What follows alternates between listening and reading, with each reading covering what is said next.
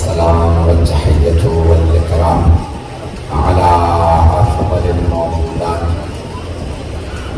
العبد المؤيد والرسول المسدد المصطفى الجد المحمود الأحمد أعني أبا القاسم محمد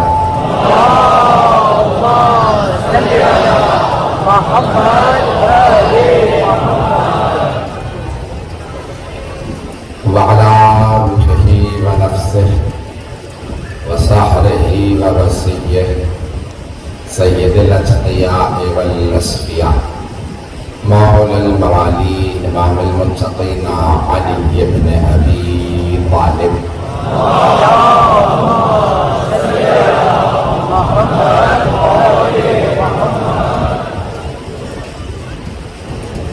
وعلى أوصيائه لا سيما بقية الله في الأرض روحي وأرواح العالمين لتراب مقدمه الفداء واللعنة الدائمة على أعدائهم أجمعين من الآن إلى قيام يوم الدين. أما بعد فقد قال الله الحكيم في كتابه الكريم بسم الله الرحمن الرحيم الحمد لله رب العالمين الرحمن الرحيم مالك يوم الدين إياك نعبد وإياك نستعين صدق الله العلي العظيم. صلى الله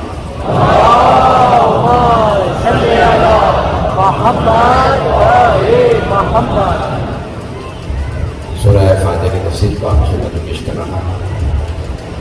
خدا متعال نے اس سورہ میں پورے قرآن کا خلاصہ پیش کیا ہے. ابتدائی آیات توحید سے متعلق ہیں. تین ہمارے بنیادی عقائد ہیں. ایک توحید و عدل ہے, دوسرا نبوت و امامت ہے, اور تیسرا عقیدہ معاد ہے, قیامت ہے. ہم 5 اصول دین کے ماننے والے ہیں, اور توحید و عدل کو توحید کے ساتھ بیان کیا, اور اس کے فوراً بعد اللہ نے اپنی رحمت کی فوراً بعد کہا مالک یوم الدین.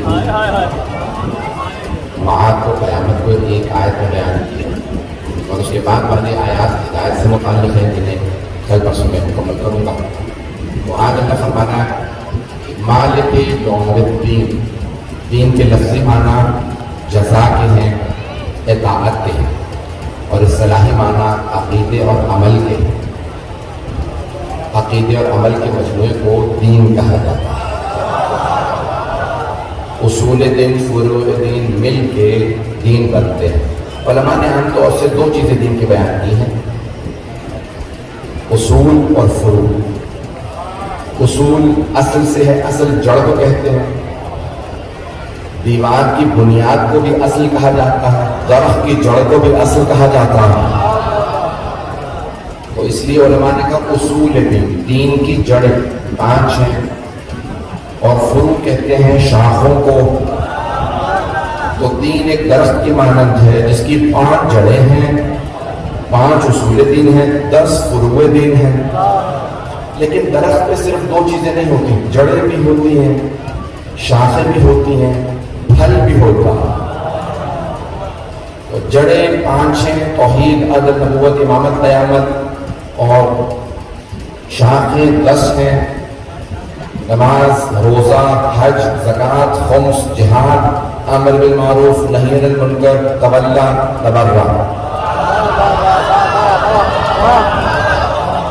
یہ 10 ہیں.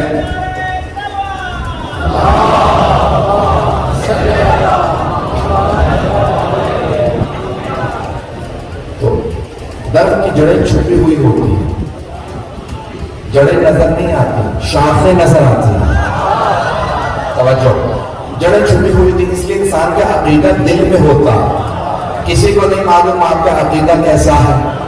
عقیدہ آپ سے متعلق ہے. عقیدہ اچھا ہو تو عمل اچھا ہوگا. انسان کا عقیدہ مضبوط ہونا چاہیے. توحید پہ عقیدہ مضبوط ہوگا تو تمام عبادات صحیح ہوں گی. عدل پہ عقیدہ صحیح ہوگا, عبادات صحیح ہوں گی. نبوت پہ عقیدہ صحیح ہوگا، اعمال صحیح ہوں گے، امامت پہ عقیدہ صحیح ہوگا، اعمال صحیح ہوں گے، وہی تولا بھی ہوگا، وہی تبرہ بھی ہوگا، اور معاد پہ قیامت پہ انسان کا عقیدہ درست ہو تو اعمال صحیح ہوں گے۔ ایک آدمی قیامت کو مانتا ہی نہیں، معاد کو نہیں مانتا، قیامت کو نہیں مانتا، وہ نیک اعمال کیوں کرے گا؟ مجھے جب خدا کے پاس واپس جانا ہی نہیں ہے تو نیک اعمال کس لیے کروں؟ تو انسان اگر مانتا ہو ہاں کوئی قیامت کا دن آنے والا ہے، شیعہ عقیدہ یہ ہے کہ ہم قرآن سے حدیث سے بعد میں، عقل سے پہلے دلیل، تمام کے تمام اصول دین پہ، 5 اصول دین ہے، سب پہ پہلے عقل سے دلیل دے۔ عقل جو دلیل دے گی، قرآن حدیث اس کا تائید کرنے والا بنے گا۔ وہی تائید کرتے ہیں ہمارے عقیدے کی، تو صحیح کرے گا قرآن ہمارے عقیدے کو۔ بات پہنچ رہی ہے نہیں؟ اس سے پہلے کہ اللہ کہے کہ اللہ ایک ہے، ہماری عقل کہتی ہے کہ اللہ ایک ہے۔ ہم اللہ کو ایک اس لیے مانتے ہیں، اس لیے نہیں کہ ماں باپ نے بتایا، پتہ نہیں لوگ ہیں یا نہیں، اس لیے ہم اصول دین نہیں مانتے۔ اسلام بہترین دین ہے، اس لیے نہیں کہ ماں باپ نے بتایا، مولوی صاحب نے بتایا، ممبر سے کسی نے بتایا، حافظ صاحب نے بتایا۔ ہم اس لیے اللہ کو ایک مانتے ہیں کیونکہ عقل کہتی ہے اللہ ایک ہے، زیادہ ہوتے تو ٹکراؤ ہوتا، یہ ٹکراؤ نہ ہونا بتا رہا ہے خالق ایک ہے۔ سارے اصول دین کو میں عقل سے ثابت کروں گا، تاکہ مجھے معاد کو ثابت کرنا ہے عقل سے، تو اسی محبت سے چلتے رہیے گا۔ اللہ ایک ہے، اللہ نے خود بتا دیا قرآن میں، عقلی دلیل اللہ نے بھی قرآن میں دی ہے کہ لو کان فیہما آلہۃ الا اللہ لفسدتا، اگر اللہ کے علاوہ کوئی اور خدا ہوتا تو چیزوں میں ٹکراؤ ہوتا، فساد ہوتا۔ یہ اتنے ستارے آج سائنس کہہ نہیں سکتی، انہوں نے ایک اندازے سے کہا اربوں خربوں ستارے ہیں، جتنے انہوں نے گنے ہیں نا، وہ کہتے ہیں کہ جتنے ہم نے گنے ہیں، یہ ہماری زمین ہے، نظام شمسی ہے، یہ پوری ایک کہکشاں میں ہے جسے گیلیکسی کہتے ہیں، پھر کئی کہکشائیں ہیں، اربوں خربوں کہکشائیں ہیں، اور وہ ہے ایک ملکی وے کے اندر۔ پریشان ہو گئے ہوگا، اور وہ سارا نظام، وہ کہتے ہیں کہ نہیں یہ دنیا انفینٹی ہے، لا محدود ہے۔ قرآن کہتا ہے لا محدود نہیں ہے، دنیا لا محدود نہیں، بنانے والا لا محدود ہے۔ اب پہنچ رہے ہیں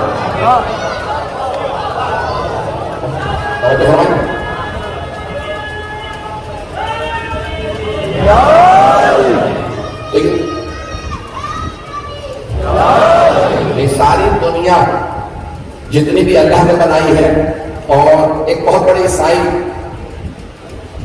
سائنٹسٹ نے، مفکر نے، فلسفی نے نہج البلاغہ پڑھی، تو نہج البلاغہ میں اس نے کائنات کی خلقت کا خطبہ پڑھا، جو مولا علی نے خطبہ دیا نا کہ اللہ نے کائنات کیسے بنائی، تو اس نے کہا کہ اس خطبے کو پڑھنے کے بعد یہ محسوس ہوتا ہے کہ یہ کائنات علی نے بنائی ہے، یہ بندے دیکھو۔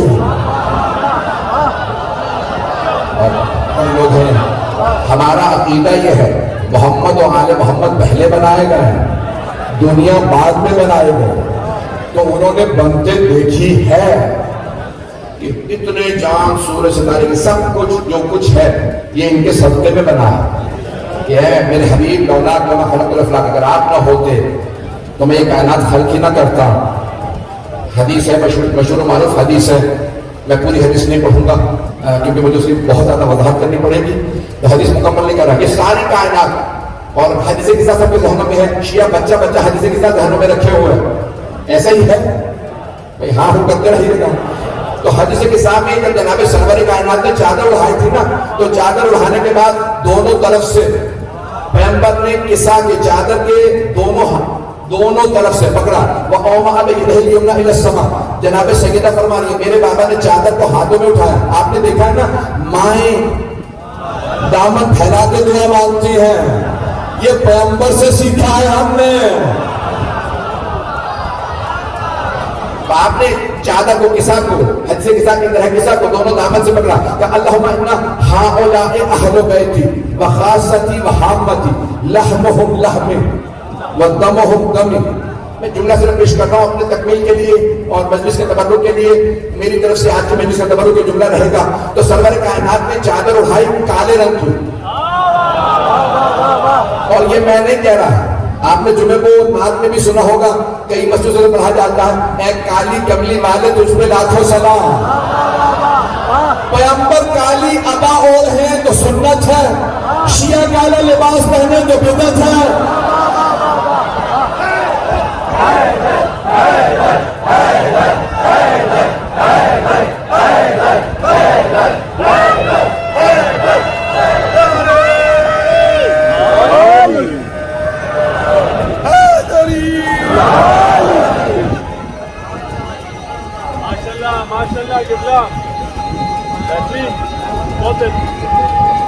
سلامت آپ سب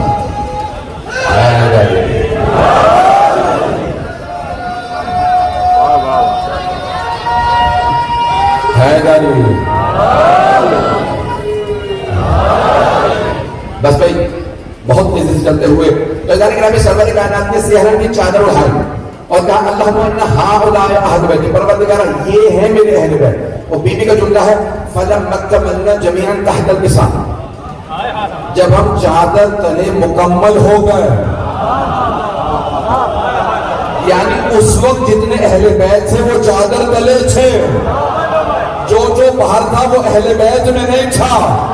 اب اگر کوئی بی بی آ کے کہے یا رسول اللہ میں آ سکتی ہوں، تو پیغمبر فرمائیں گے آپ خیر میں ہیں، اہل بیت میں نہیں ہیں۔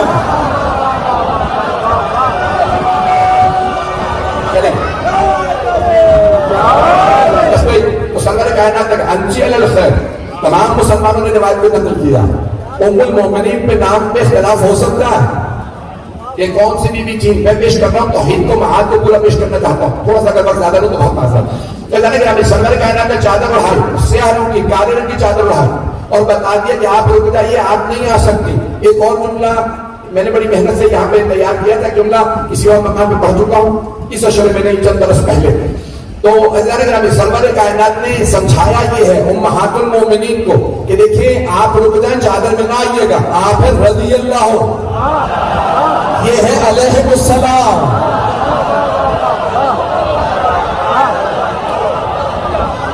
رضی اللہ عنہم اور علیہ السلام اور۔ تو آپ نے کالے رنگ کی چادر اڑائی، جملہ پیش کر کے آگے بڑھوں گا، بلکہ کی توجہ میرے ساتھ رہے، جس محبت سے دیکھ رہے سن رہے سنتے رہے، بارش کی چند یہ قطرات بند تو نہیں کر رہا۔ تو اللہ نے کہا کہ پیغمبر نے کالے رنگ کی چادر اڑائی۔ میں اکثر سوچا کرتا تھا بچپنے میں کہ یہ رسول خدا نے کالے ہی رنگ کی چادر کیوں اڑائی؟ سفید چادر اڑاتے تھے، سرخ چادر اڑاتے تھے، زرد تھی اور کئی رنگ ہیں، سب رنگ کی، ہرا رنگ آل محمد کا تھا، بنی ہاشم کا رنگ کا ہرا، تو ہری چادر اڑاتے تھے۔ نہیں، پیغمبر نے سیاہ چادر اڑائی۔ تو میں سوچتا تھا یہ سیاہ چادر ہی کیوں اڑائی؟ تو پھر میرے ذہنوں میں، میری نگاہوں میں خانہ کعبہ آ گیا، تو میں نے دیکھا خانہ کعبہ پہ کالا غلاف، اس میں نے سوچنا شروع کیا، اس نتیجے میں پہنچا کہ اللہ نے کہا یہ ہے مسجد الحرام، ساری مسجد میرا حرم ہے، ساری مسجد الحرام میرا حرم ہے، اور یہ ہے بیت۔ اللہ نے کہا فرق بتا دوں، حرم اور ہے، بیت اور ہے، جو پہنچ گیا، حرم اور بیت اور۔ پیغمبر نے کالی چادر اڑا کے بتایا حرم اور ہے، اہل بیت۔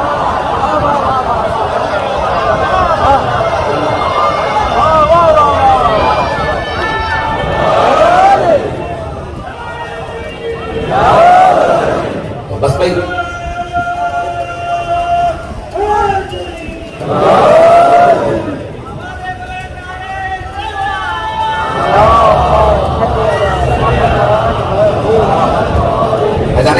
اب اللہ نے جو قانون بنا، وہاں پہ کہا جناب جبرائیل کا سوال ہے، یا رب من ہوں، پروردگار کون ہے یہ؟ تو اللہ نے کہا تھا ام فاطمہ و ابوہا و بالہا و بنوہا، یہ کون ہے؟ پانچ ہی تھے پروردگار نے، تمہیں اتنے رشتے بتانے تھے تو سب کے نام لیتے تھے، اور یہ پانچوں کوئی عام ہستیاں ہیں نہیں،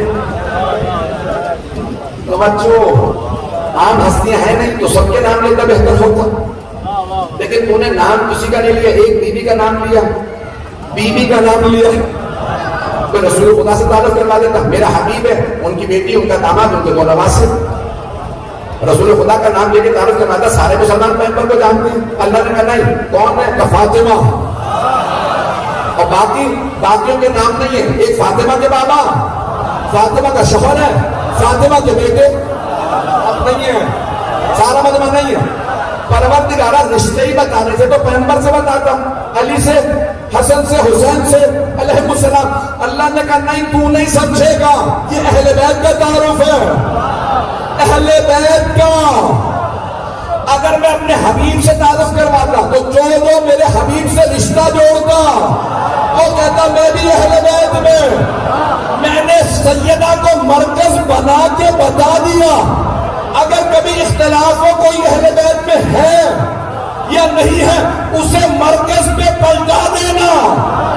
مرکز تعارف اہل بیت ہے فاطمہ، جو فاطمہ کا محرم ہو گیا اہل بیت میں۔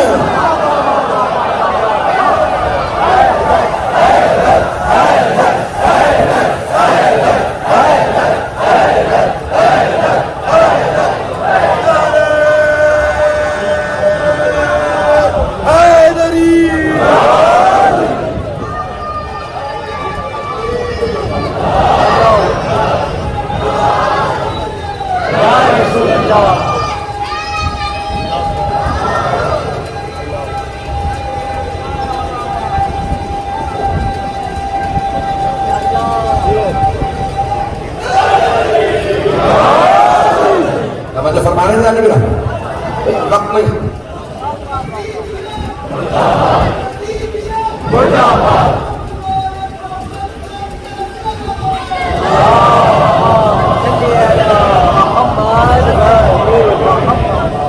خدا کا باہر میں جتنا سمیٹ کے بات کرنا چاہ رہا ہوں موضوع کا فرق نظر آ رہا ہے۔ پروردگار میں یقین مانی جتنا آگے بڑھنے کی کوشش کر رہا ہوں شاید میں اس وقت اپنے کنٹرول میں نہیں، کوئی نظر سے چلا رہا۔ بزرگان گرامی میں پیش کرنا چاہتا ہوں، وہاں پہ ایک مرتبہ جناب جبرائیل نے سوال کیا، پروردگارہ یہ ہے کون؟ اللہ نے تعارف کروا دیا، پر کہا یہ جو تم، اب میں عربی کے جملے نہیں کہوں گا، حد سے کے ساتھ محفوظ اپنی جگہ پہ، لیکن جملے پیش کر رہا ہوں۔ اللہ نے کہا یہ جو سمندر دیکھ رہے، یہ جو بیڑے، یہ جو سورج چاند ستارے، یہ جو کچھ ہے میں نے ان کے لیے بنایا، یہ نہ ہوتے میں کچھ نہ بناتا۔ ان کی محبت میں، جن کی محبت میں اللہ نے سب کچھ بنایا، جن کی محبت میں، جن کی محبت میں اللہ کہتا ہے کہ جنت، یہ سورج، یہ چاند ستارے میں نے سب ان کی محبت میں، ان کی محبت میں، ان پانچ کی محبت میں بنایا۔ اللہ کو ان سے اتنی محبت تھی کہ سورج بنایا، چاند، ستارے، سمندر، یہ بیڑے، یہ جو کچھ ہے ان کے صدقے میں، ان کی محبت میں، وہ جن کی محبت میں سب بنا رہا۔ اگر کوئی ان سے محبت نہ رکھتا ہے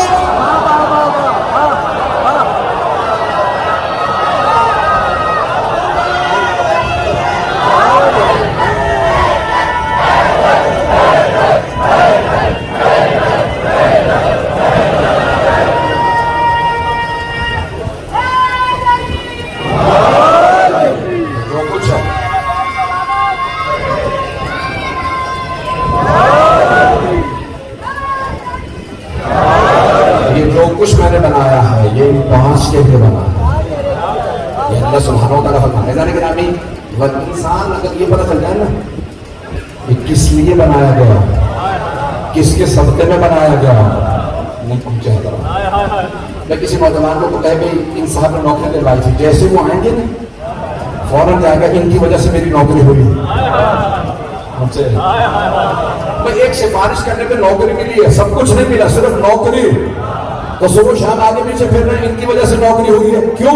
یہ احسان فراموش نہیں، اگر پہنچ گیا اسے پورا احساس ہے یہ نوکری ان کی وجہ سے ملی۔ اور اگر کسی کو کہیں کہ بیٹا میں ایک خاندان کے بزرگ ہمارے حکیم تھے، مرحوم ہو گیا، حکیم تھی، تو جانے گرامی انہوں نے کہیں کسی کا علاج کیا، خاندان ہندو تھا، کبھی تو سب ڈاکٹروں نے کہا تمہاری اولاد نہیں ہو سکتی، انہوں نے کہا میں تمہیں ان کے اجداد کے بہت زیادہ کرامات سید ہمارے خاندان کے تھے، تو انہوں نے کہا بھائی تمہارے اولاد ہوگی، یہ اعمال پہ عمل کر لینا، جو کہا ہے وہ کھا لینا۔ تو جب اس آدمی کے یہاں بیٹا پیدا ہوا، کہا جب شادی ہوگی جب تک آپ نہیں آئیں گے میرے بیٹے کی بارات نہیں جائے گی۔ تو گرامی سارا خاندان کھڑا رہا، کہا نہیں وہ جب تک حکیم صاحب نہیں آئیں گے، کہا بیمار ہے، بوڑھے ہیں، کہا نہیں، کہا یہ بیٹا ان کی وجہ سے پیدا ہوا، اب پہنچ گیا حضرات۔ ایک حکیم نے علاج بتایا، بیٹا پیدا ہوا، اور اگر یہ ساری کائنات ہمارا کھانا پینا، چلنا پھرنا، دل کی دھڑکن، دماغ کی سوچ، ناک کا سانس، ہونوں کی مہک، یہ جو کچھ کائنات میں ہے ان 5 کے صدقے میں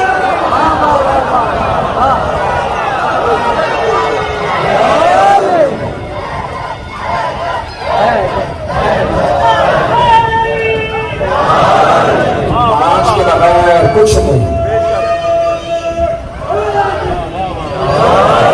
میں محبتوں کے ممنون ہوں آپ کی، بے انتہا محبت سے سنیں۔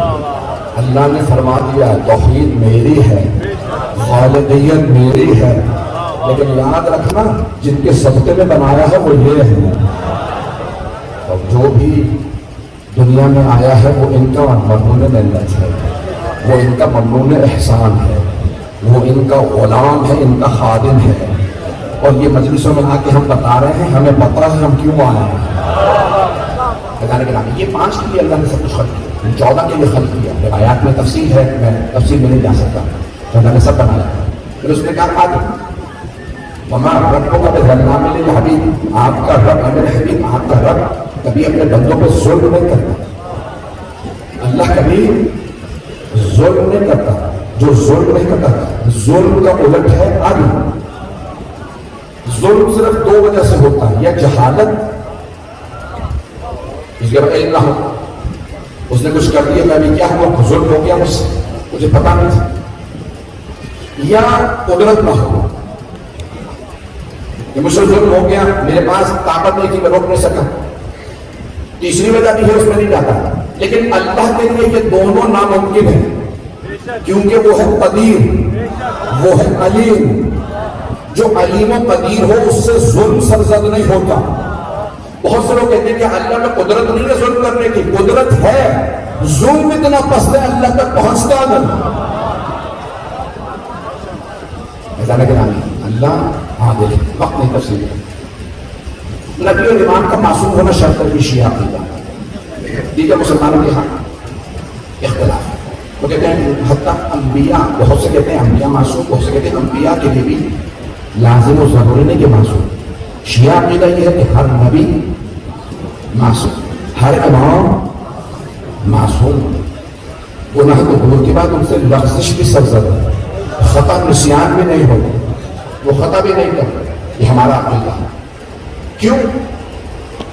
اگر غیر معصوم اللہ کا نمائندہ ہو تو ہمیشہ اس پہ شک رہے گا، غلطی کر چکا ہے یا کرنے والا، خطا کر چکا ہے یا کرنے والا۔ جب اللہ ہی کے نمائندے پہ اس کے بندوں کو شک ہو تو پورے دین کا نظام بیٹھ جائے گا، اور اگر کسی کو معصوم پہ شک ہو تو اس کا ایمان ختم ہو جائے گا۔ اسے زیادہ کھل کر نہیں پڑھ سکتا۔ معصوم پہ شک کی گنجائش نہیں۔ اور اگر کبھی کوئی کہے مجھے رسول خدا کی رسالت پہ کبھی اتنا شک نہیں ہوا جتنا صلح حدیبیہ میں ہوا، اس سے پہلے بھی ہوتا رہتا تھا، لیکن جتنا صلح حدیبیہ کے وقت ہوتا تو کبھی نہیں، یہاں تک کہ جا کے رسول خدا سے بعد افراد لڑ کر اب آپ یا رسول اللہ آپ صلح کر رہے ہیں ان مشرکوں سے، کافروں سے، آپ نے فرمایا یہ صلح ہمارے حق میں دائر ہے، اگر مجھے رسول مانتے ہو تو میرے فیصلے پہ شک نہ کرو، میرا فیصلہ میرا نہیں ہے، اللہ کا فیصلہ۔ توجہ رہے، لیکن اس موضوع کو زیادہ کھول نہیں سکتا۔ اللہ کا فیصلہ، میرا فیصلہ، اللہ کا فیصلہ، یہاں تک کہ مسجد نبوی کے اندر پیغمبر نے کہا مشرکین و کفار، یہودی نصارہ سب تمہارے دشمن ہیں، اپنے اپنے گھروں کے دروازے مسجد میں کھول دو تاکہ جب فجر پہ آؤ راستے میں کوئی قتل نہ کر دے۔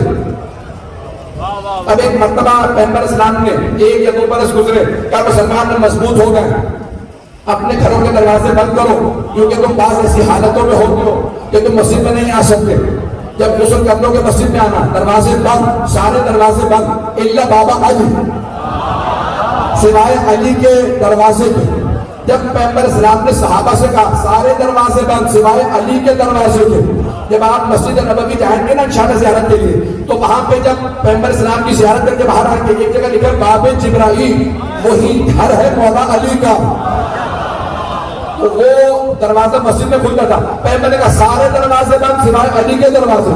بڑے بڑے جلیل القدر صحابہ، یا رسول اللہ علی جوان ہے، میں بوڑھا ہوں، میرا دروازہ بھی کھلا رہنے دیجئے۔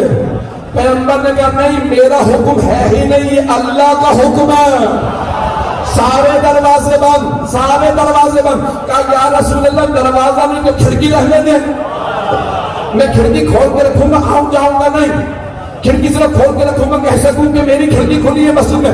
پیغمبر نے کہا اللہ کا حکم ہے، کھڑکیاں دروازے بند۔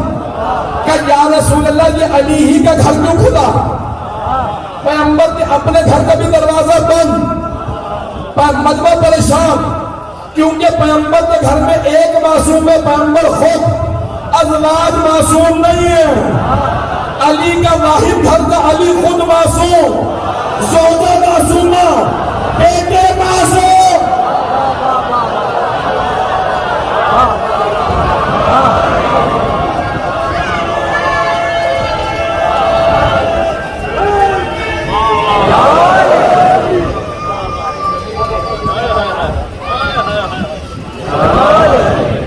بس بھائی امامت کے لیے عقلی دلیل چاہیے،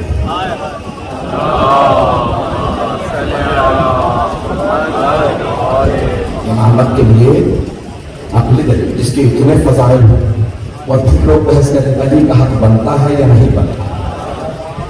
اپنی بات بحث نہیں رہی، آیات پڑھتے ہیں مولا کی شان میں اتنی احادیث اور کیا کچھ نہیں پیغمبر اسلام کے، یہ سب کچھ عقلی دلیل ہے، تو اور کیا ہے جس کے اتنے فضائل ہوں۔ علم میں علی سے زیادہ کوئی نہیں، شجاعت میں مولا علی سے زیادہ، سخاوت میں مولا علی سے زیادہ۔ تمام صحابہ کہتے ہیں جب ہمیں بھی وقت پڑتا تھا تو علی سے مانگتے تھے، کیوں علی بہت سخی ہے۔ جب گھمسان کرن پڑتا تھا، آج تو کہتے ہیں یا علی مدد نہ کہو، جب صحابہ بھی پریشان ہوتے کہتے تھے علی کو بلاؤ، تو صحابہ بھی کہتے تھے نا یا علی مدد، اور علی آتے تھے جنگ کرتے تھے، سب کے سب مانگتے تھے۔ بس ایک عقلی دلیل دے رہا ہوں، جناب اہل بیت علیہ السلام معصوم، ان کی عصمت پہ اور ان کی امامت پہ بس ایک دلیل دوں گا، اگر وقت رہا تو ایک عصمت پہ توجہ ہے میرے ساتھ، اور یہ کرنا ہو یا کہ نصیحت کا انشاءاللہ پیش کروں گا، مالک یوم الدین معاد کی ایک دلیل پیش کروں گا، بس چلے ایک دلیل سن لیجیے۔ ہشام چھوٹے نام کے شاگرد ہیں، ہشام 18 برس کے جوان، جب وہ آئے مولا کی خدمت میں، مولا درس پڑھا رہے تھے، اب وہ آیا نہیں لگے، شاگردوں نے کہا مولا کون نہیں آیا؟ کبھی آنے والا ہے، مولا کون آنے والا ہے؟ کبھی کہ تم دیکھو کہ ہماری امامت کا دفاع کرتا ہوں، جہاں جاتا ہے ہماری ولایت کا دفاع کرتا ہے، جہاں جاتا ہے ہمارا دفاع کرتا ہے، مولا کون ہے؟ کبھی آنے والا ہے۔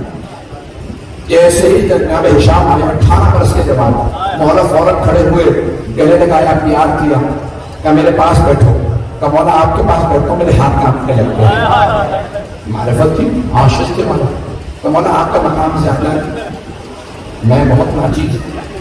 تو مولا نے فرمایا ہشام میرے سارے شاگردوں کو بتاؤ، تم جب شام گئے تھے تم نے میری امامت کا دفاع کیسے کیا؟ ہماری اہل بیت کی امامت کا دفاع۔ کہ مولا جب آپ کے سامنے آتا ہوں نا تو لب نہیں ہے، مجھ سے بولا نہیں جاتا، میری زبان لڑکھڑانے لگتی ہے، میرا دل دھڑکن تیز ہو جاتی ہے، مولا آپ کے سامنے بولا نہیں جاتا، مجھے معاف کر دیجیے، معافی مانگی۔ مولا نے ہشام اپنا امام مانتے ہو؟ کہ مولا آپ ہی کو مانتے، کہ میں امام کی حیثیت سے حکم دے رہا ہوں، سب کو بتاؤ میری ہماری امامت کا کیسے دفاع کروں۔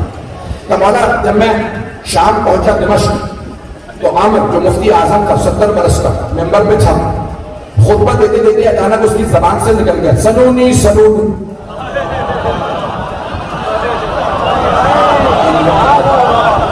جو پوچھنا پوچھ لو اس سے پہلے کہ تم مجھے کھولو۔ بس اس وقت جب مولا کے پاس آئے تو 18 برس کے تھے، جب ہشام سے مناظرہ ہوا تو 16-17 برس کے تھے، مولا کے شاگرد تھے، امامت میں مولا نے تیار کروائے، تو ایک مطلب کا مولا جیسے سے کہا نا سلونی قبل ان تفتنون، جو پوچھنا ہے پوچھ لو. تو میں نے ایک مطلب ہاتھ کھڑا کیا، مفتی صاحب میں بچہ ہوں، میری بھی گاڑی بھی پوری نہیں آئی، میں بچکانہ سوالات کروں گا، آپ کو برا تو نہیں لگے؟ پتا نہیں ہے، میں بچکانہ سوالات کروں گا، بچہ ہوں. کہ نہیں جو پوچھنا ہے پوچھ لو. کیا بتائیے آپ کی آنکھیں ہیں؟ کیا دیکھ بھی رہے ہو کہ الٹے سوالات کر رہے ہیں؟ میں نے تو پہلے کہا تھا میں بچہ ہوں، بچکانہ سوال کروں. آپ نے جواب نہیں دینا تو نہ دیجیے، کہہ دیجیے میں جاہل ہوں. اور اگر کہہ دیا سلونی تو نبھائیے. نہیں سلونی تو کہہ دیا میں نے، جو پوچھنا پوچھو. تو بتائیے آنکھیں ہیں؟ کہاں آنکھیں ہیں؟ آپ نے سننا کہ مجھے نتیجہ دینا صرف بچوں کے. کیا بتائیے آپ آنکھوں سے کیا کام کرتے ہیں؟ آنکھوں سے دیکھتا ہوں. آپ کے کان ہیں؟ کبھی دیکھ کے سوال کر رہا ہوں، میں سن رہا ہوں، اس کا مطلب ہے کان ہے. کبھی میرے سوال کا جواب دیجیے، مجھے کہیں چاہیے ہو کہاں کان ہے؟ کانوں سے کیا کام کرتے ہیں؟ سنتا ہوں. زبان ہے؟ ہاں. کیا کرتے ہیں؟ بولتا ہوں، چکھتا ہوں. ناک ہے؟ ہاں. سونگتا ہوں. ہاتھ ہے؟ ہاں. کیا کرتے ہیں؟ کہ ہاتھ سے محسوس کرتا ہوں. کیا دماغ بھی ہے؟ ہاں دماغ بھی ہے.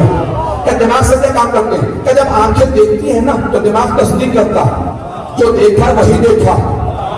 جب کان سنتے ہیں تو دماغ تصدیق کرتا ہے، زبان چکھتی ہے دماغ تصدیق کرتا ہے، ناک سنتی ہے دماغ تصدیق کرتا ہے، ہاتھ محسوس کرتا تو دماغ تصدیق کرتا ہے. کیا اچھا تو آپ یہ بتانا چاہ رہے ہیں کہ آپ کے اس وجود میں آپ کا دماغ امام کا کام کرتا ہے؟ اس نے سوچتا رہا کہاں کہہ سکتے ہو کہ اگر آپ کے اتنے سے وجود کو امام کی ضرورت ہے تو اتنی بڑی کائنات کو امام کی ضرورت نہیں. کچھ دیر سوچتا رہا، پھر عمر نے کہا تم ہشام تو نہیں؟ وہ تو تقیے میں تھے کہ نہیں میں ہشام نہیں. کہ اس کے دوست ہو؟ کہ نہیں میں ہشام کا دوست بھی نہیں. کہ دمشق تو نہیں ہو؟ کہاں کے رہنے والے ہو؟ کہ کوفے کا. پھر کہ تمہیں ہشام. ممبر پہ تم میری جگہ پہ آ کے بیٹھو، تم نے ساجد آل محمد سے سیکھا ہے.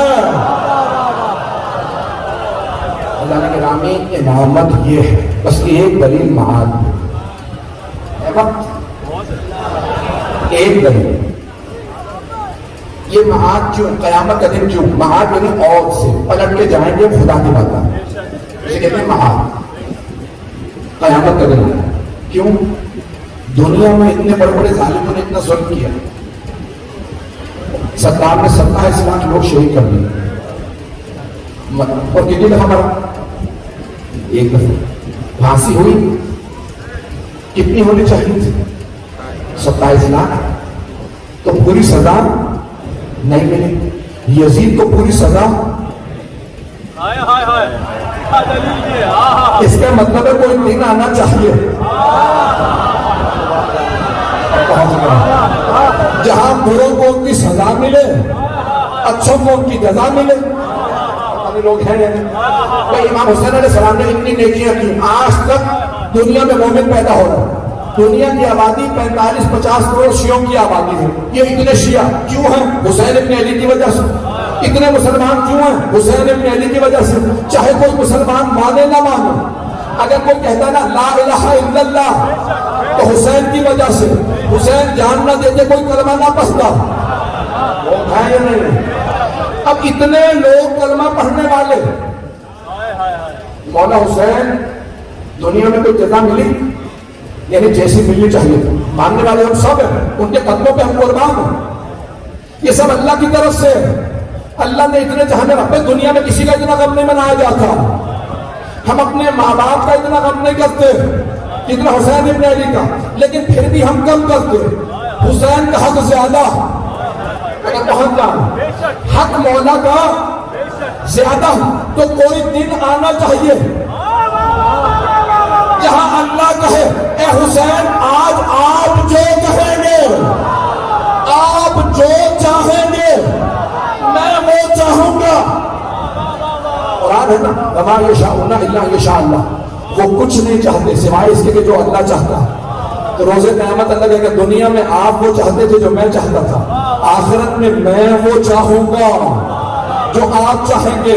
تو وہ 14 کہیں گے ہم تو انہی کو چاہتے ہیں جو ہمیں چاہتے تھے.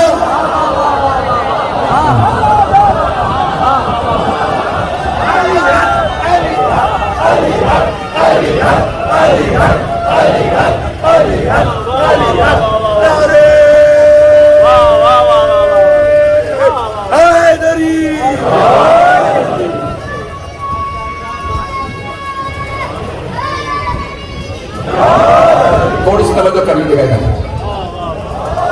مالک یوم الدین، وہ مالک ہے یوم الدین کا.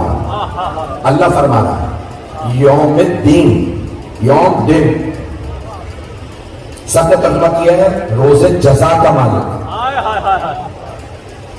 جو روز جزا کا مالک ہے وہ اللہ، مالک روز جزا. اب مجھے تو پتہ نہیں ہے، میں تو ادنا سے خادم اہل بیت ہوں، تو میں نے خواجہ معین الدین چشتی اجمیری کے ربائی دیکھے. انہوں نے فرمایا شاہ حسین، بادشاہ حسین، دین حسین، دی پناہ حسین، سردار ندا دست در دست یزید حقا کے بنا لا الہ حسین. یہ ربائی خواجہ نے نہیں کہے، یہ الہامی ربائی خواجہ سے کہلوائی گئی. ربائی کے مطلب ہوتا ہے جس میں 4 مصرے ہیں، اربع سے ہے ربائی، 4 مصروں ہیں.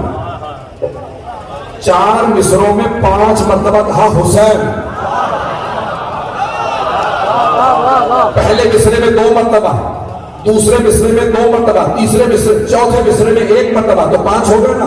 شاہ حسین، بادشاہ حسین، دین حسین، دیپناس حسین.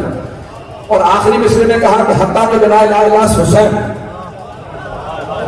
ربائی ہے لیکن 5 مرتبہ نام، یعنی پنجتنی ربائی ہے. ہر مصرے میں امام حسین کا نام سوائے تیسرے مصرے کے. تیسرے مصرے میں حسین نے کہا چونکہ وہاں یزید کا نام ہے.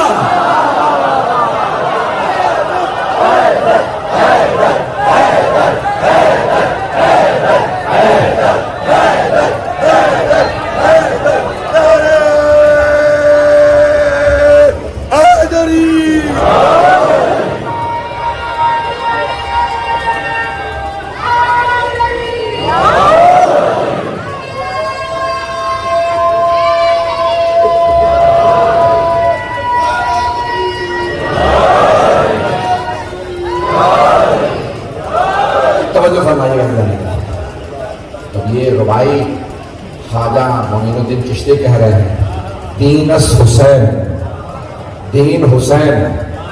اللہ کہہ رہا ہے مالک یوم الدین. وہ جو دین کا دن ہوگا، دین کا دن ہوگا، اس کا مالک اللہ ہوگا. اور خواجہ کہہ رہے ہیں دین حسین، یعنی قیامت کا دن حسین کا دن ہوگا. شفاعت حسین ابن علی کر رہے ہیں، شفاعت مولا حسین ابن علی علیہ السلام ہے. مالک یوم الدین، یہ روز جزا کا مالک ہے. اور قیامت کا دن چاہیے جب سب کا حساب کتاب ہو. جنت میں چلے جائیں اور جہنمیوں کو جہنم میں پھینک دیا جائے. جہنمیوں کو پھینکا جائے گا، جنتیوں کو لے جایا جائے گا. میں نے ایک جملہ چند برس پہلے پیش کیا تھا، آج کے میرے موضوع سے متعلق ہے، اسی پہ تمام کروں گا. کہ بہت بڑے قوم مقدس کے بزرگ اہل مدین ہیں حضرت سید موسیٰ شبیری زنجانی. اس وقت 96-97 برس کے ہوں گے. تو اب چند درس نہیں پڑھا رہے، علم رجال کے سب سے بڑے ماہر مانے جاتے ہیں. وہ کہتے ہیں کہ میں قرآن کریم پڑھ رہا تھا، ظہر کی نماز حرم میں پڑھاتے تھے، ہم حرم میں ان کے پیچھے نماز پڑھتے تھے. قرآن پڑھ رہا تھا ظہر سے پہلے، اچانک ایک آیت سامنے آئی وسیق بہم الی الجنت، جنت والوں کو گھسیٹ کے جنت میں لے جا رہا ہے. کہنے لگے وہ ظہر کا وقت ہو گیا، وہ چلا گیا. آیت ذہن میں وسیق بہم، اس دن جہنم والوں کو گھسیٹ کے جہنم میں ڈالا جائے گا. یہ آیت سمجھ میں آ رہی ہے. جہنم والے جہنم میں جانا نہیں چاہیں، انہیں گھسیٹ کے جہنم میں ڈالا جائے گا. سمجھ میں آ رہا ہے یہ جنت والوں کو کیوں گھسیٹا جا رہا ہے؟ جنت میں چلو، جنت میں چلو. جنت میں لوگ چھوٹے چھوٹے خود ہی جانا ہے. اشارہ کیا جائے گا دروازے کھل گئے جنتیوں جاؤ توجہ. تو آگے سمجھانے کہتے ہیں کہ میں بہت پریشان ہوں. یہ عجیب آیت ہے. جنتیوں کو خود جانا سمجھ میں آتا ہے, جہنمیوں کو گھسیٹ کے پھینکا جانا, جائیں گے مار مار کے.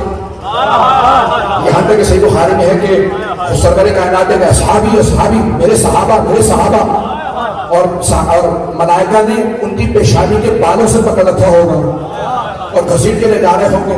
تو امام محمد ابن اسماعیل بخاری اپنی صحیح بخاری میں فرماتے ہیں کہ رسول خدا ملائکہ سے کہیں گے میرے صحابہ کہاں لے جا رہے ہو؟ کہ یا رسول اللہ آپ نہیں جانتے ہو کہ آپ کے بعد کیا حرکتیں کی. تو بعض کے متعلق ہر دور میں اچھے برے رہے. تو جانے کہ نہیں, جہنمیوں کو گھسیٹ کے ڈالا جائے سمجھ میں آتا ہے. جہنمیوں کو گھسیٹ کے ڈالا, کہ جنتیوں کو کیوں گھسیٹیں گے, یہ آیت سمجھ میں نہیں آ رہی تھی. تو آگے سرکاری کہتے ہیں میں بہت پریشان ہوا, تفسیر پڑھی, یہاں تلاش وہاں تلاش کر کے ایک دن ایک روایت ملی جس میں چھٹے ماں فرماتے ہیں جب جنت والے جنت میں جانے لگیں گے تو ایک مرتبہ کہیں گے پروردگارا ذرا حسین کی زیارت کرا دو. اللہ فرشتوں سے کہے گا لاؤ میرے حسین کو. جیسے ہی مولا حسین آئیں گے سارے جنتی مبہوت ہو جائیں گے. پھر فرشتے گھسیٹ کے جنت میں لے جائیں گے.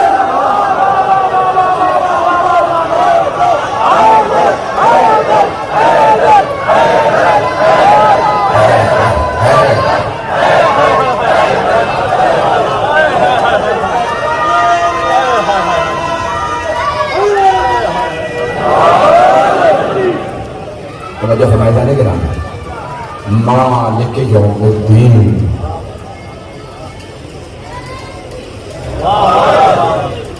اللہ مالک یوم الدین ہے, اور روز قیامت اللہ خود آل محمد کی عظمت کو ظاہر کرے گا کہ وہ دنیا میں جانے والوں جس نے نہیں مانا تھا آج دیکھ لو میں نے انہیں کتنا بعظمت بنایا.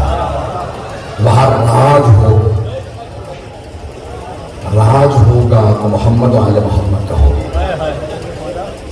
ایسا لگے گا 7 محرم گزر گئی.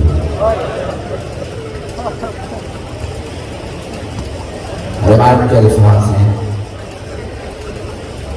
ہر روز 2 محرم کو مولا حسین کربلا پہنچے. ہر روز قافلے آتے, لشکر آتے,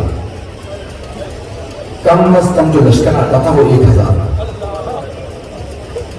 2000 3000 4000 کا لشکر. جب فوج آتی ہے اونٹ گھوڑے اسلحہ تو شور بہت ہوتا ہے. تو جناب زینب سے ایک سوال کرتے ہیں بھائیا یہ کس لیے آئے ہیں؟ مولا حسین بس ایک ہی بات فرماتے ہیں بہن یہ آپ کے بھائی کے قتل کے لیے آئے ہیں.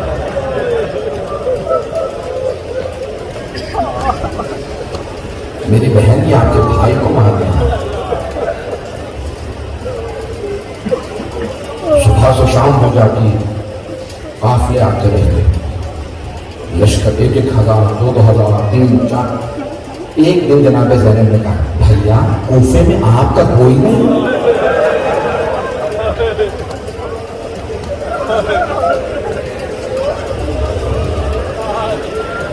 مولا نے فرمایا ہاں کچھ لوگ میرے بھی ہیں. کہ بھیا پھر اپنے والوں کو خط لے کے بلا لیجیے. مولا نے خط لکھا الى رجل فقیہ حبیب ابن وضاح من حسین ابن علی ابن ابی طالب. جملے میں لکھا اے حبیب آپ ہماری رسول خدا سے نسبت کو جانتے ہیں, قرابت کو جانتے ہیں. اے حبیب میں تفصیل سے مسئلہ کرنا چاہ رہا تھا. 7 محرم گزر گئی. مولانا خط نے کہا حبیب آپ ہماری رسول خدا سے قرابت کو جانتے ہیں. حبیب ہم کربلا میں دشمنوں کے نرغے میں کھیل رہے ہیں. اگر آپ نصرت کرنا چاہتے ہیں تو کربلا چلے آئے. اور مولانا نے ساتھ ہی ایک لفظ لکھا آجلن حبیب آنے میں دیر نہ کیجیے. اگر آنا ہے تو جلدی آنا. جب جناب حبیب کو خط ملا نا تو حضرت حبیب دسترخوان پہ بیٹھے تھے. کوفے میں بڑا پرسکون ماحول تھا. حضرت حبیب نے پہلا لقمہ ہاتھ میں لیا, اپنے دہن میں رکھنا چاہتے تھے. دروازے پہ دستک ہوئی. ہاں بالکل لگ رہا کہ سب کربلا میں آ رہا ہے.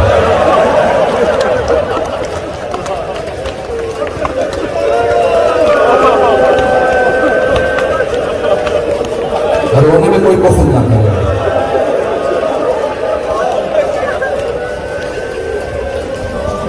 ایک مرتبہ جناب حبیب کے دروازے میں دستک ہوئی. انہیں مولا کی حدیث یاد تھی, حبیب کے دسترخوان پہ بیٹھ جاؤ تو کسی کے لیے کھڑے نہ ہونا, حتیٰ ماں باپ کے لیے بھی نہیں, صرف امام وقت کے لیے. جناب حبیب کو نہیں معلوم دروازے پہ کون ہے. انہوں نے لقمہ روکا, بیٹھے بیٹھے دسترخوان پہ سوال کیا, من بالباب, دروازے پہ کون ہے؟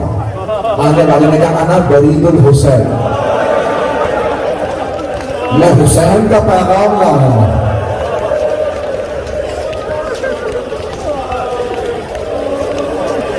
بس یہ سننا تھا. جناب حبیب نے لقمے کو چوما, فوراً دسترخوان پہ رکھا, کہ پروردگارا یہ تیرا رزق ہے اور وہ تیری حجت کا پیغام لا رہا ہے. ننگے پاؤں ننگے سر حضرت حبیب دوڑتے ہوئے دروازے پہ آ کے پوچھا, کیا فرمایا میرے مولا نے؟ قاصد سے سوال کیا. قاصد نے کہا خط دیا. جناب حبیب نے, اگر دیکھ سکے بیٹھے دیکھیں, خط لیا, خط کو کھولا نے, چوما, آنکھوں سے لگایا, سر پہ رکھا, کہا زہرا کے لال نے مجھے خط لکھا. جناب حبیب بہت محبت کرتے تھے مولا حسین. بس بھائی ایک مرتبہ جناب حبیب نے خط کھولا, آپ کی زوجہ دوڑتی ہوئی صحن میں آ گئی. پوچھا کیا لکھا ہے مولا نے؟ کہا فاطمہ کے لال نے مجھے کربلا بلایا. زوجہ نے فوراً سوال کیا, حبیب کیا سوچا پھر آپ نے؟ آپ چاہتے تھے کہ میں اپنی بیوی کو بھی ثواب میں شریک کر دوں, تو فوراً کہا سوچ رہا ہوں جاؤں یا نہ جاؤں. جناب حبیب کی زوجہ کے آنسو بہنے لگے. حبیب فاطمہ کے لال نے آپ کو خط لکھا اور آپ سوچ رہے ہیں کہ جائیں یا نہ جائیں. حبیب اگر نہیں جانا تو اپنی تلوار مجھے دے دیجیے, میں جا کے زہرا کے لال کا دفاع کروں. جناب حبیب نے فرمایا, کنیز خدا, آیا ممکن ہے حسین مجھے خط لکھے اور حبیب کربلا نہ جائے؟ میں سر کے بل کربلا جاؤں. فوراً غلام کو آواز دیا, یہ میرا گھوڑا میری تلوار لے کے کوفے سے باہر چلا گیا, میں کوفے سے باہر نہیں ہوتا.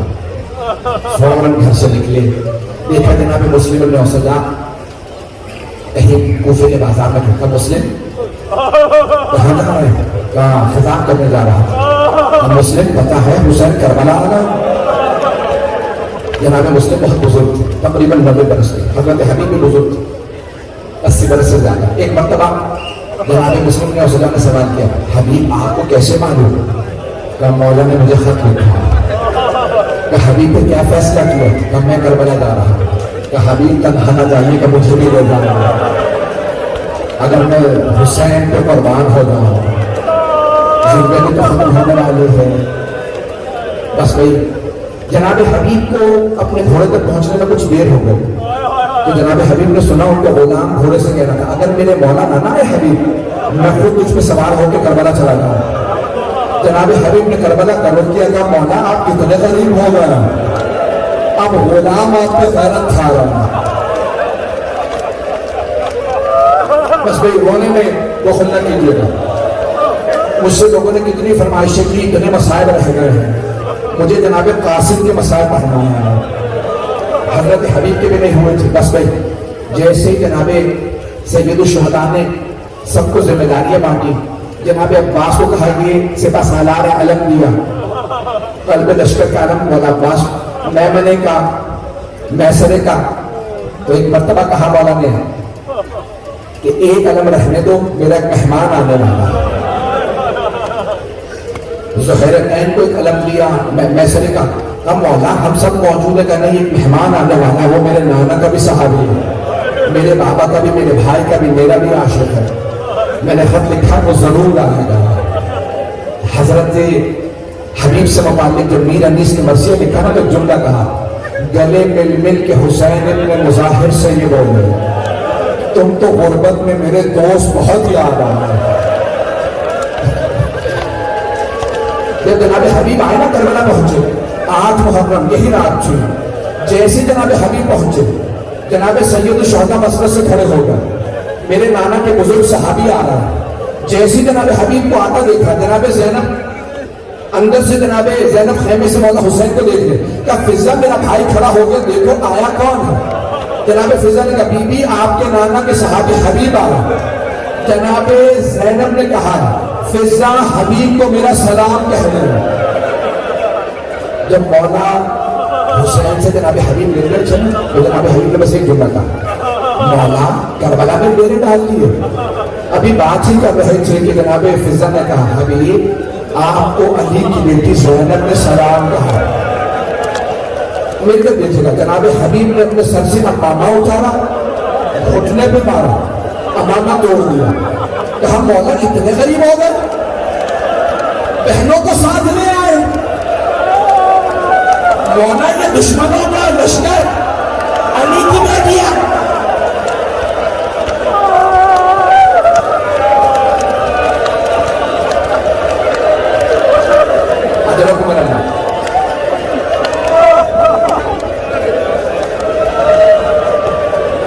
بس بھائی 8 محرم گزر گئی. 9 کو مولا نے ایک ایک شہید کو بتانا شروع کیا کل کون کون شہید ہوگا. شہداء کو نام بتا رہے تھے, جناب قاسم کا نام نہیں آیا. جناب قاسم کے آنسو بہنے لگے اور ایک مرتبہ کھڑے ہو کے ہاتھ باندھے کہا آنکھوں میں آنسو. ہاتھ باندھے نا چھوٹے بچے اگر یتیم ہوں جن کے سر پہ باپ نہ ہو وہ بڑی حسرتوں سے گھر کے بڑوں کو دیکھتے ہیں. جناب قاسم کے آنسو بہنے لگے, بڑی حسرت سے کہا ابو جان کیا میرا نام نہیں ہے شہداء کی فہرست میں. جناب سید الشہداء نے ایک مرتبہ کہا کیف الموت عندک, قاسم آپ موت کو کیسا دیکھتے ہیں.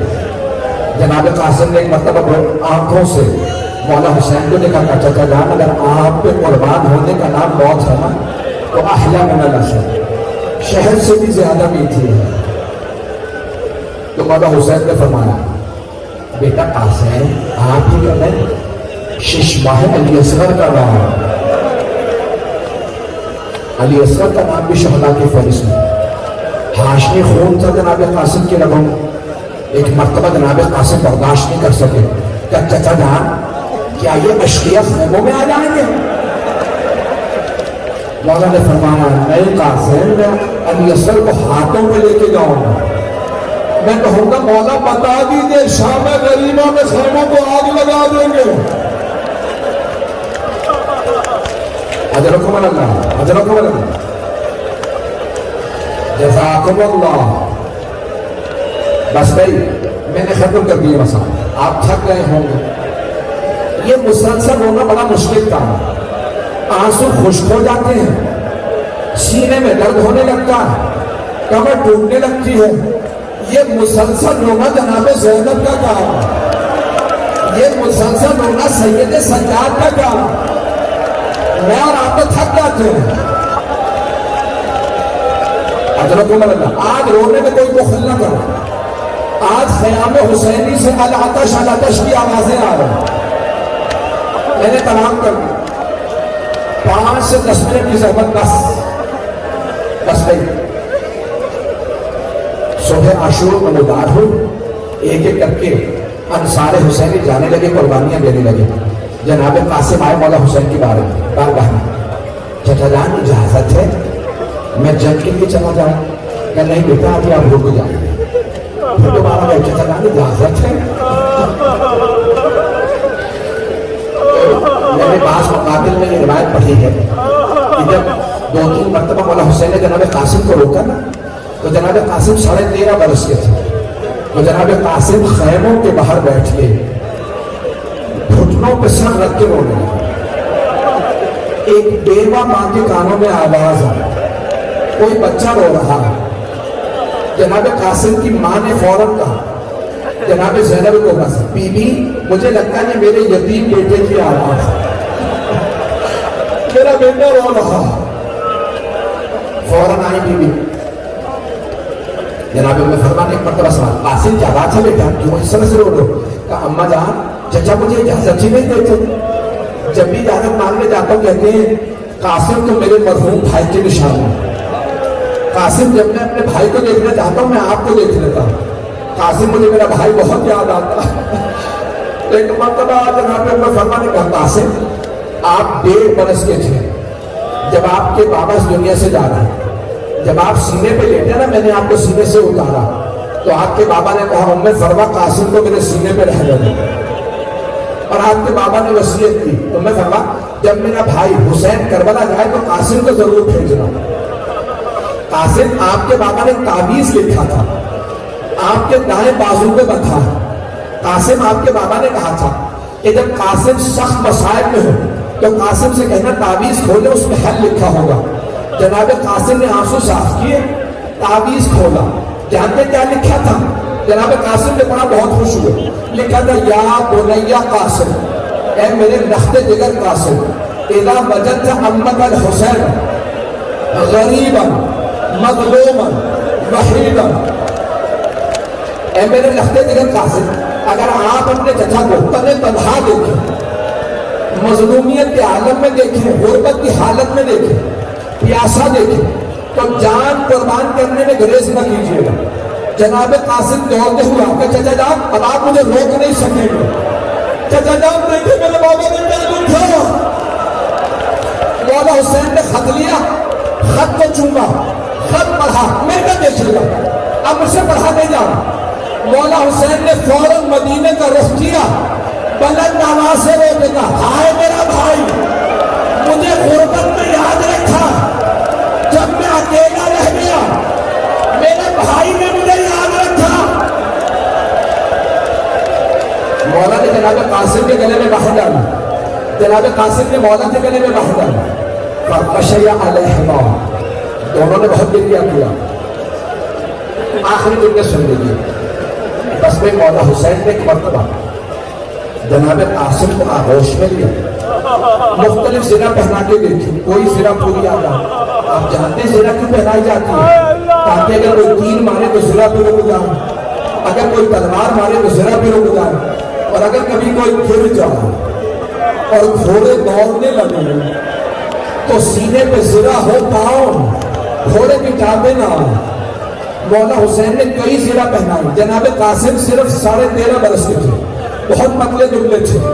جب دیکھا نا کہ کوئی زرہ پوری نہیں آ رہی، جناب قاسم نے کہا چچا جان زرہ کی ضرورت نہیں ہے، آپ مجھے بغیر زرہ کے گھوڑے پہ سوار کرا دیں، میں ایسے ہی جنگ کر لوں گا۔ مولا حسین نے دونوں بازو پکڑے جناب قاسم کو، جناب قاسم کو گھوڑے پہ سوار کرا۔ جناب قاسم نے ایک مرتبہ تلوار کھینچی اور گھوڑے کو ایڑ لگائی۔ بہت بڑا پہلوان تھا ازرق نامی، پوری شہادت پڑھوں گے رہنے دو، برداشت کر پائیں گے؟ بہت بڑا پہلوان تھا، نام تھا ازرق۔ اس نے ایک مرتبہ دیکھا کہ ایک چاند سا نوجوان آ رہا، اس کے 3 بیٹے تھے، اس نے کہا زیادہ تھے 7 تھے۔ ایک مرتبہ اس نے اپنے بیٹوں سے کہا جاؤ جا کے اسے مار دو۔ پہلا بیٹا آیا، جناب قاسم نے تلوار کھینچی، کہا یا علی، اس کے پہلے بیٹے کو مارا۔ جب سارے بیٹے مار دیے نا، ازرق نے کہا عمر ساتھ میں اس بچے کے مقابلے میں خود جاؤں گا۔ جب وہ آنے لگا نا، مولا حسین نے کہا پروردگارا کو 1000 کا 1 مانا جاتا، میرا قاسم بھوکا پیاسا، قاسم کے بدن پہ زنا نہیں۔ اس نے جیسے ہی حملہ کیا نا، مولا نے ہاتھ اٹھا کہ پروردگارا میرے قاسم کی حفاظت فرما۔ جناب قاسم نے جس لگائی اس کے 2 ٹکڑے کر دیے۔ جیسے ہی مارا نا، عمر سعد نے کہا ساری فوج سے کہو حملہ کرو۔ جیسے ہی گھوڑے آگے آئے، ایک ملعون نے جناب قاسم کے سر کی پشت میں گرز مارا۔ جناب قاسم نے گرے نا، کہ چچا جاؤ، میں گر گیا، میری مدد تو آئیے۔ مولا حسین ایسے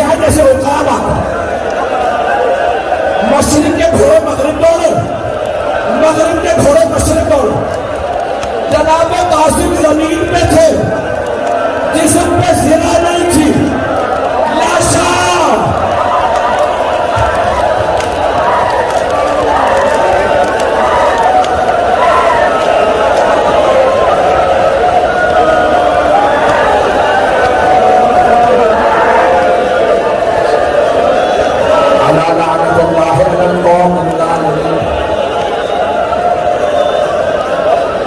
فسيعلم الذين ظلموا أي منقلب ينقلبون. اب آپ لوگ برداشت نہیں کریں، میرے سارے مسائل میں کوئی یہاں پہ جوان اس دن بھی بے ہوش ہو گیا تھا. بس بھائی 2 دعا کے جملے کہوں گا، اگر کوئی کمزور بھی ہے تو چلا جائے، اپنی توجہ ہٹا لیجیے اگر آپ برداشت نہ کر سکتے. کیسے لاشا اٹھایا؟ مولا حسین نے سارے لاشیں اٹھا لی، ایک لاشے پہ ابا بچھائی، پھر لاشیں جمع کیا.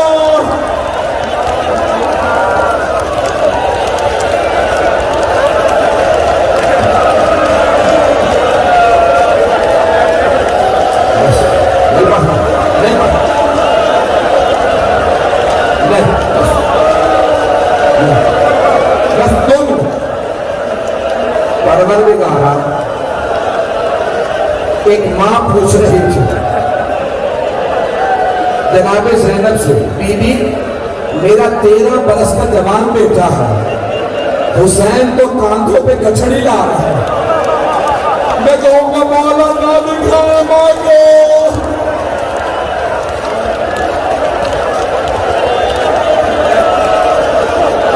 اجرکم اللہ، اجرکم اللہ. ایک سوال کروں آپ سے، میں نے تو ابھی مسائل پڑھا ہی نہیں، آپ لوگوں نے صرف مسائل سنے ہیں نا، آپ نے دیکھا تو کچھ نہیں ہے. اب سوچیں علماء کا.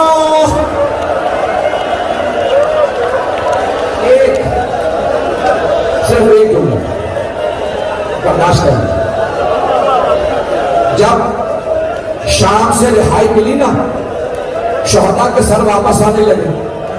پہلا جو سر آیا بڑا ننھا سا سر تھا، جناب رباب نے لیا، پھر ایک بہت خوبصورت سر آیا، جناب لیلا نے سر لیا، سر آتے رہے. اتنے میں ایک سر آیا. ایک ماں نے کہا قاسم جب آپ خیمے سے گئے تھے چہرے پہ نشان نہیں تھے. بیٹا یہ نشان کیسے؟ جب جنت میں جانا اپنے بابا کو بتانا، میں مدینے سے کربلا گئی تھی، میں نے وصیت پوری کی تھی.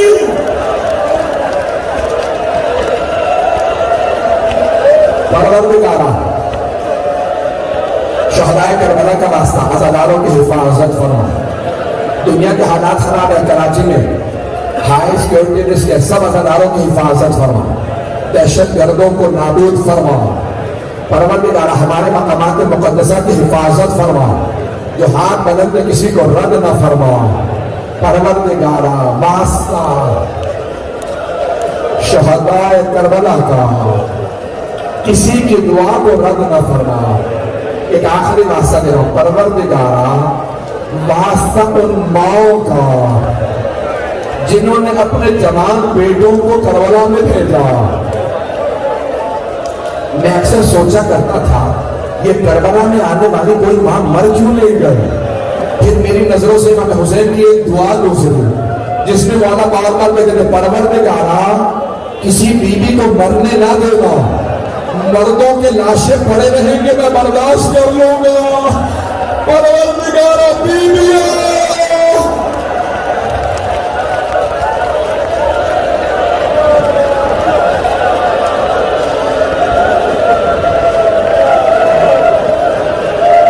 اتنے لوگ بے ہوش ہو گئے. پروردگارا امام زمانہ کا ظہور دیکھنا نصیب فرما. ربنا تقبل منا انک انت السمیع العلیم. بحق محمد وعلیہ الطیبین الطاہرین المعصومین.